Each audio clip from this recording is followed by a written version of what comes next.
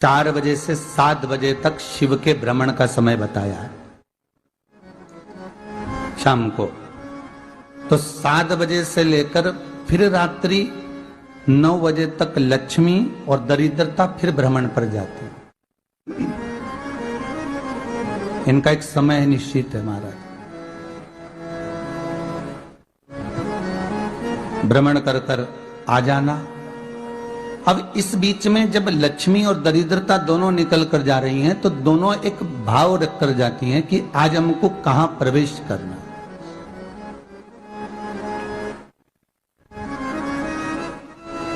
आज हमें किस जगह पर प्रवेश करना है, आज हमें कहां पहुंचना है, आज हमें किस जगह जाना है। और जिस नगर में जिस मार्ग से लक्ष्मी और दरिद्रता निकल कर जाती है, ये दोनों का जब निकलना होता है, इनको स्थान दिया गया जहां पर स्वच्छता हो, घर के दरवाजे पर रंगोली डली हुई हो, द्वार पर जल छीटा गया हो। महाराज उस द्वार पर लक्ष्मी प्रवेश करती है तो दरिद्रता भी जाने लगती है अंदर।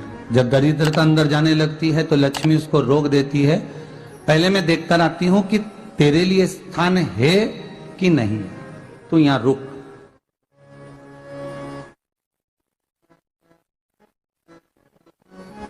कुछ देर तक दरिद्रता बाहर खड़ी रहती है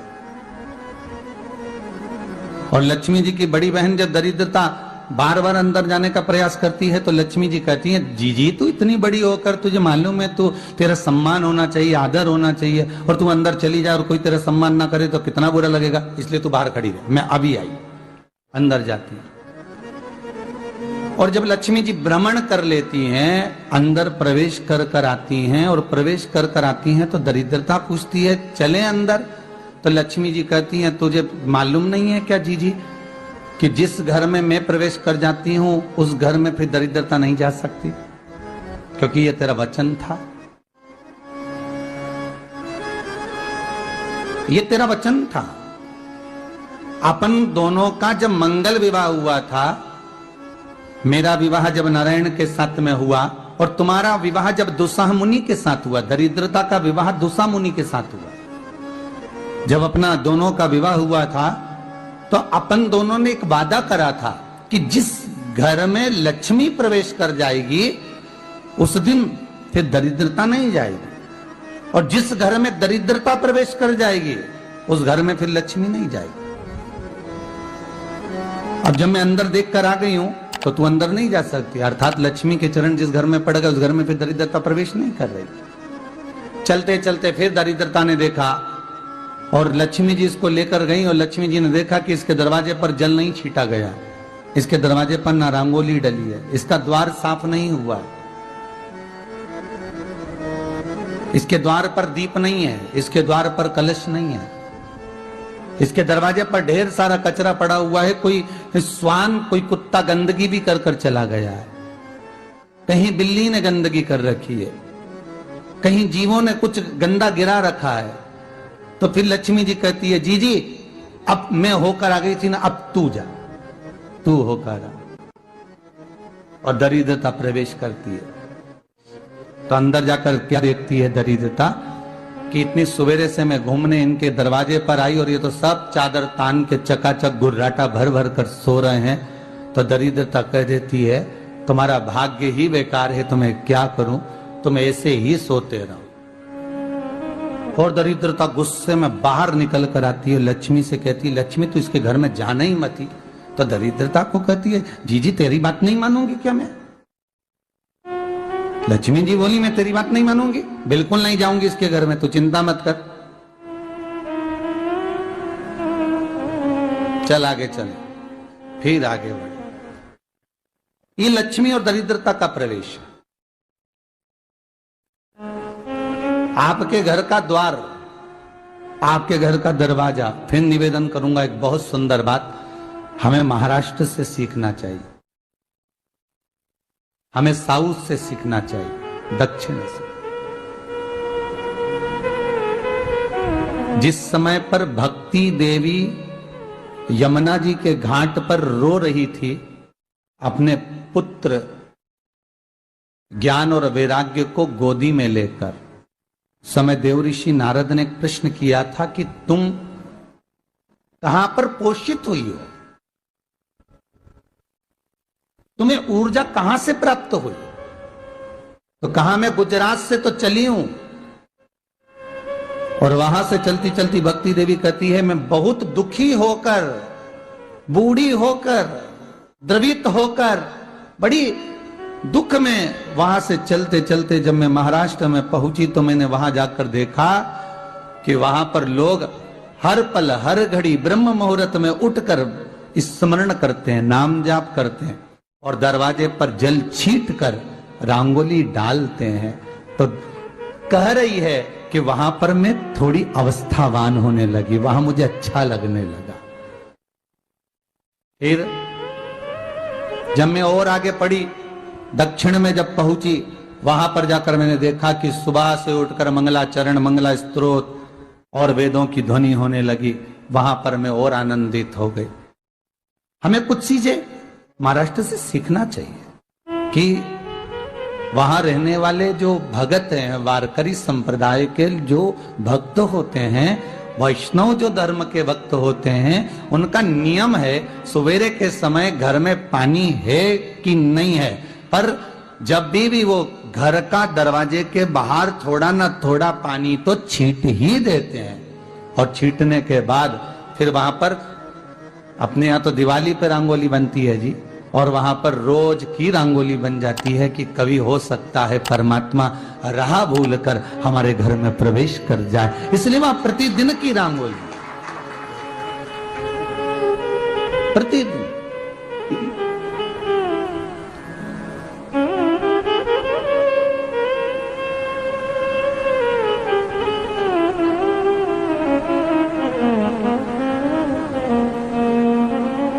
हमें सीखना चाहिए थोड़ा सा। आज के जमाने में तो बहू अपने कमरे की झाड़ू लगा ले, वो ही बहुत बड़ी बात है। हो खड़ी खड़ी बहू ये देखती रहेगी कि नौकरानी सही से झाड़ू लगा रही, वहां से लगा के लाओ, इधर से हेड़ के ले जाओ, वहां से कचरा सोरो, वहां से पोछा लगाओ। खड़ी रहेगी, उंगली से बताती रहेगी, पर इतना नहीं बनेगा कि सेविका से, नौकरानी से, दासी से कह दे कि तू मम्मी पापा के कमरे की लगा ले, मैं मेरे कमरे की लगा लूंगी, तू जा उधर। थोड़ा दया का भाव अगर होता तो उसके मन में भी आता कि मेरी बड़ी सेठानी तो अपनी जगह पर है, पर छोटी तो सेठानी की भी बड़ी सेठानी है जो मुझ पर करुणा करती रहती है। पर बड़ी तो कहे कि बेटा रहने दे, तू उधर ले जा, जब भाभी के कमरे में देख ले जा, उसके बच्चों का बड़ा फैलारा रहता ना, तो उधर देख ले जा, तो जरा उधर मां उधर भेज रही है।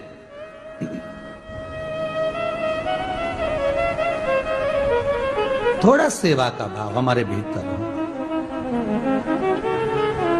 और एक निवेदन तो हमेशा करा है और अब आज भी करता हूं, पूरे घर की सफाई करवाओ, पूरे घर में तुम पोछा झाड़ू जो चाहे करवाओ, मना नहीं है। पर एक निवेदन है, रसोई घर के अंदर बहू और बेटी ही जाकर भोजन बनाए तो अन्नपूर्णा सदा कृपा करती है महाराज, बहू और बेटी ही।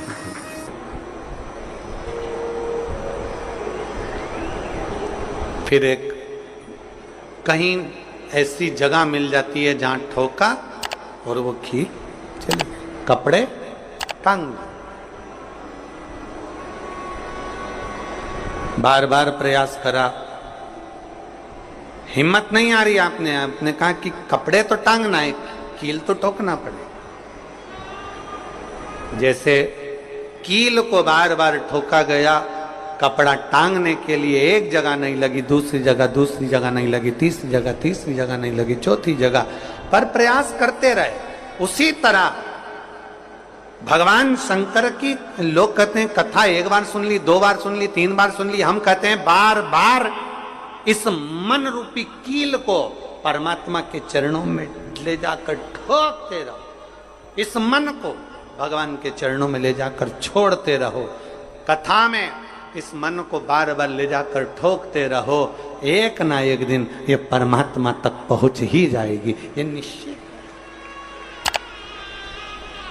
थोड़ा प्रयास आपको करना पड़ेगा, थोड़ी मेहनत आपको करना पड़ेगी, प्रेशर बढ़ा, थोड़ा मेहनत थोड़ा प्रयास आपको करना। और मैंने तेरे ही भरोसे बाबा, तेरे ही भरोसे हवा बिच उड़ती जावांगी बाबा, डोर हक तो छड़ीना में कटी जावांगी भोले मैं तेरी पदम। अब मन को लगाते रहो, शिव महापुराण की कथा में चित्त लगाते रहो। टीवी खोलो तो शंकर की कथा ढूंढो। हमें शिव जी को एक लोटा जल चढ़ाना है, हमें शंकर जी का भजन करना है, हमें भगवान को भजना है, हमें कथा सुनना है। हम जाते बड़े मन से कि हमें कथा सुनना है, कथा सुनना है, कथा सुनना है, कथा सुनना है, और मालूम पड़े कथा में जाकर बैठे, कोई इधर बात कर रहा था, कोई उधर बात कर रहा था, कोई पीछे आवाज लगा रहा था, कोई कुछ नहीं, तो तुरंत जितने बैठे रहेंगे ना, तुम सबका ध्यान एकदम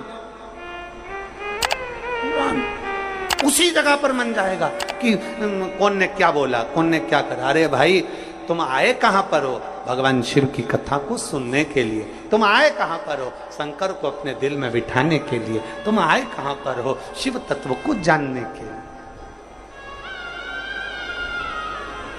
और अपने चित्त को हम भटका रहे हैं, अपने चित्त को इधर उधर लेकर जा रहे हैं, वो श्रेष्ठता नहीं।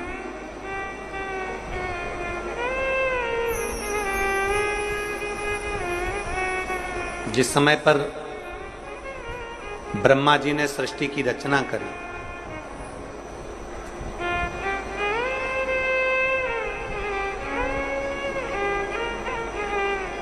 सर्वप्रथम ब्रह्मदेव सृष्टि की रचना करना प्रारंभ करते हैं और देखते हैं कि यह संपूर्ण ब्रह्मांड को मुझे अच्छा बनाना है, प्रबल बनाना है, श्रेष्ठ बनाना है, इसकी रचना करना है, इसका विस्तार करना है। उन्होंने सनकादि ऋषियों को प्रकट कर, सनत कुमारों को जब प्रकट किया, सनत कुमारों को प्रकट करते से ही सनत कुमार तो भगवान शंकर की, भगवान नारायण की भक्ति में ऐसे डूब गए कि उन्होंने सृष्टि का क्रम आगे बढ़ाया ही नहीं। उन्होंने सृष्टि को आगे बढ़ाया ही नहीं।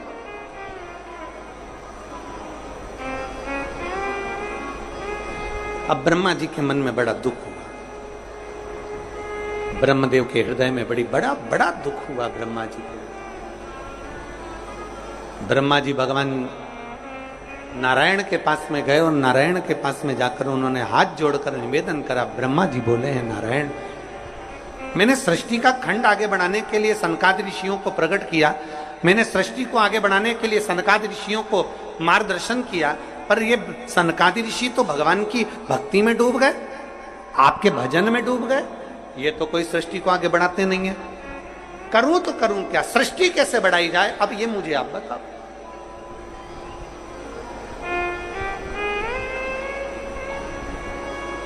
शिव कथा कहती है,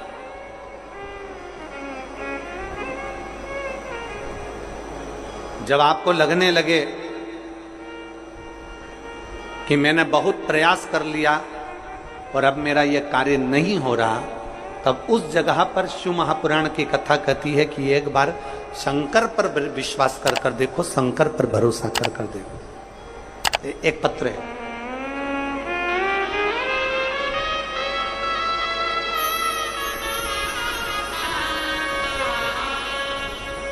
मेरा नाम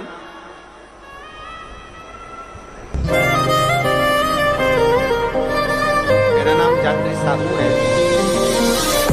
मैं ग्राम गोराई जिला दुर्ग की निवासी। मेरी 7 साल की बेटी है जिसका नाम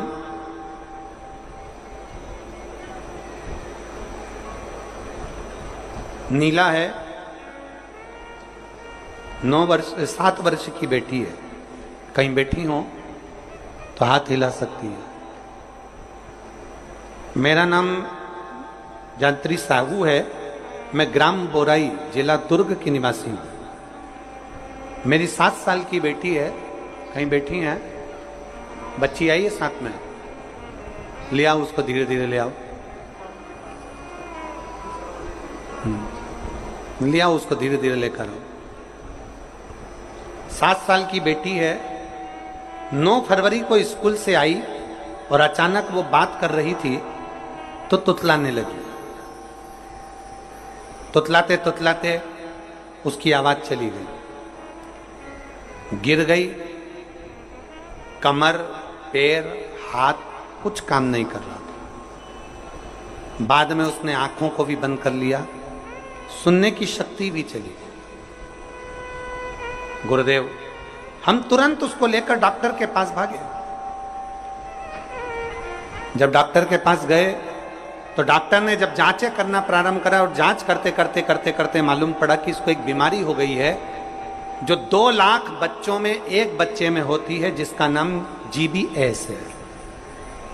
जिस बीमारी के अंतर्गत शरीर के, गला पकड़ रहा है भाई, जिस बीमारी के अंतर्गत शरीर के एक एक अंग बंद होते चले जाते हैं, उसकी नसें चोक होती चली जाती हैं।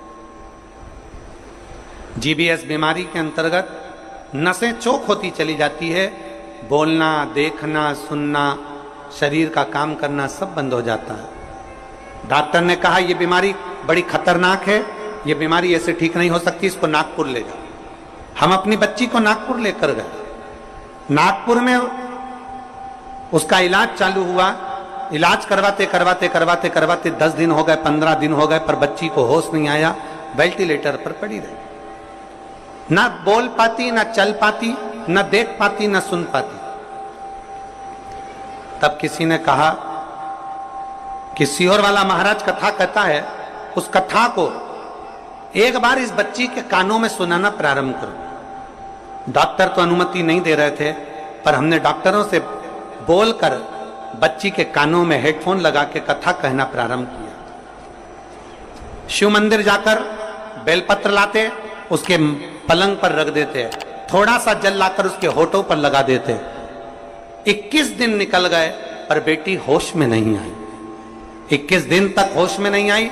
धीरे धीरे धीरे धीरे धीरे धीरे डॉक्टर ने कह दिया इसका शरीर ठीक नहीं है। ये GBS बीमारी एक ऐसी बीमारी है जो कभी ठीक नहीं होती है, आप इसको घर ले जा सकते हो, ये ऐसी कैसी ही रहेगी, ना चलेगी, ना बोलेगी, ना देखेगी, ये ऐसी रहेगी। हमने कहा डॉक्टर साहब थोड़ा सा तो इलाज करो। कहा इसका इलाज पूरे भारत में क्या, विदेश में भी नहीं है।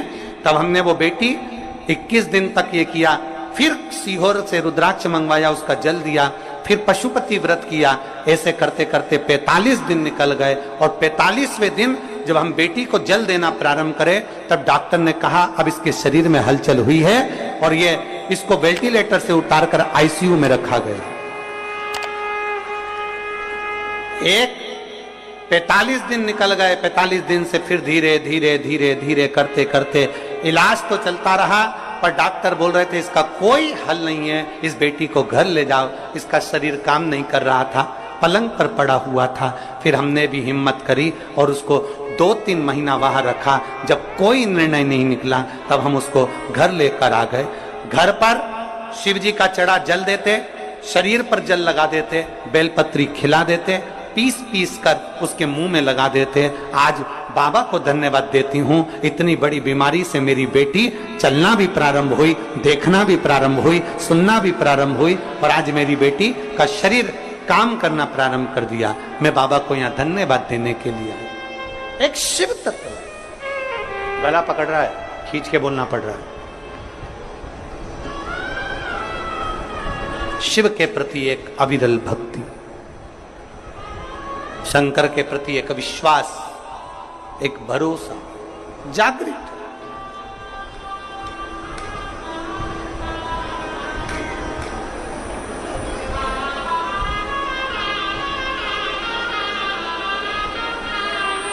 एक लाइन इन्होंने बहुत अच्छी लिखी है, बाबा मेरी बच्ची को और मुझको 4 महीना जो देखना पड़ा, मैं भोलेनाथ से केवल ये प्रार्थना करने के लिए आई हूं कि ऐसा कभी किसी बच्ची को और किसी मां को देखना ना पड़े। बस इतनी कृपा करूं। शिव औघड़ी है, शिव त्रिकालदर्शी है, शिव शंभु औघड़ी, त्रिकालदर्शी कैलाशी अविनाशी। ब्रह्मा जी कह रहे हैं सृष्टि कैसे बढ़े,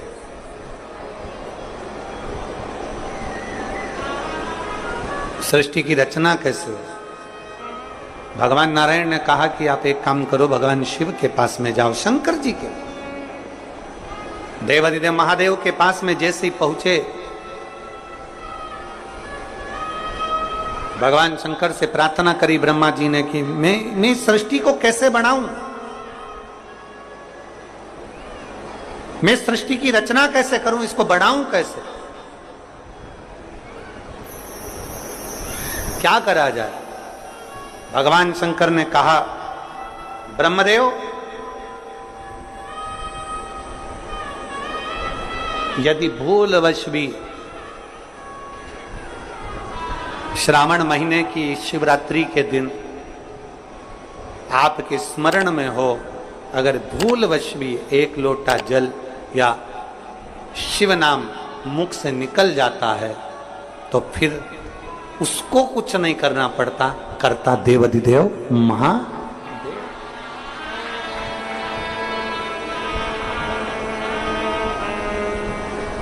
करना केवल महादेव को पड़ता। आप अपने विश्वास को जागृत करिए, जाओ। ब्रह्मा जी ने सावन महीने की शिवरात्रि का इंतजार किया, श्रावण की शिवरात्रि के दिन ब्रह्मदेव ने शिव का स्मरण करा, बाबा की ऐसी कृपा हुई कि सृष्टि की लीला प्रारंभ। हृदय से रक्षाधिक को प्रकट किया, माता प्रसूति के गर्भ से सती का जन्म,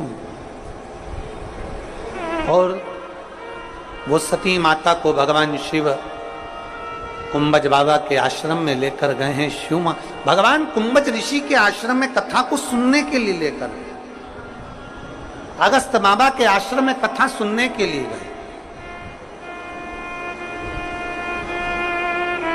कुंभज ऋषि के आश्रम में कथा को श्रवण करने के लिए लेकर,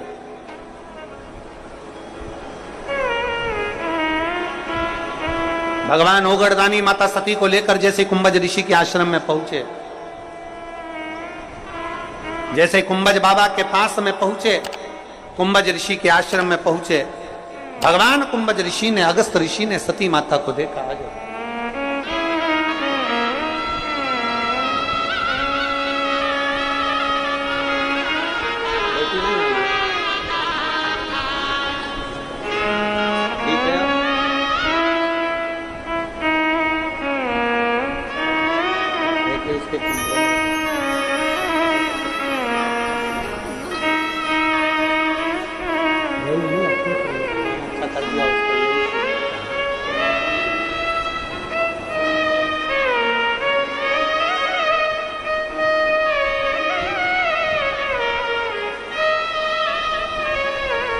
अगस्त बाबा के यहां पर पहुंचे हैं भगवान देव।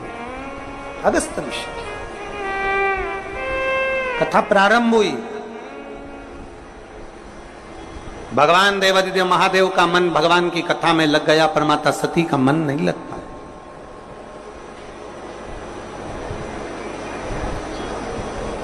शिव कथा कहती है सबसे पहले श्रोता भी शंकर हैं और सबसे पहले वक्ता भी